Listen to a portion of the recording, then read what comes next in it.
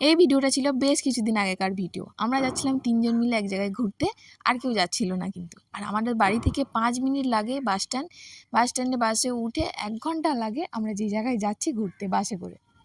তো আর প্রাকৃতিক সৌন্দর্য কেরালার কী বলবো, সে তো কম বেশি সবাই জানে কতটা সুন্দর কেরালার প্রাকৃতিক সৌন্দর্য। আর বাস থেকে নেমেই পরে হলো এই ফরেস্টটা, আর এই ফরেস্টের পাশেই আছে কিন্তু সেই বিচ, যেই বিচে আমি আগের বার এসেছি। বিচে আমি ২-৩ বার এসেছি, কিন্তু এই ফরেস্টটাই ফার্স্ট বার আসলাম।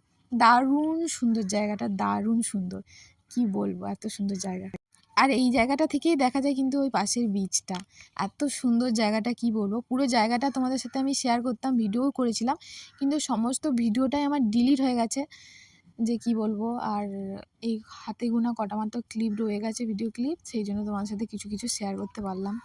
দারুণ সুন্দর জায়গা, বেশ কিছু আমি ফটো অ্যাড করে দিয়েছি, ফটোগুলো তোমরা দেখো কেমন লাগছে জায়গাটা। আর আমাদেরকেও কেমন লাগছে অবশ্যই জানিও, বিশেষ করে আমার ছেলেকে কেমন লাগছে অবশ্যই কিন্তু কমেন্ট করে জানিও তোমরা, ঠিক আছে? নেক্সট কিছুদিনের মধ্যে আমি আবার যাব এই জায়গাটায়, পুরো জায়গাটার ভিডিও আমি তোমাদের সাথে শেয়ার করব। তখন বলবে কেমন সুন্দর জায়গাটা, আমি যে এতবার সুন্দর সুন্দর করছি, জায়গাটা আসলে সুন্দর কিনা আমার কথায়। কিন্তু একটা জিনিস শেয়ার করতে পারবো না, আমার সেটা খুব খারাপ লাগছে। একটা মন্দির, দারুণ সুন্দর মন্দিরটা ছিল, সেখানে পুজো হচ্ছিল বড় করে, পাশে মেলাও বসেছিল।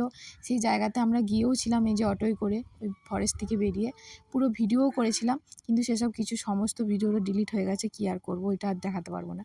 তো বাড়ি আসতে হয়ে গেছিলো সন্ধে, প্রায় ৮টা বেজে গেছিলো, আমরা গিয়েছিলাম খেতে, প্রচুর খিদে পেয়ে গেছিলো।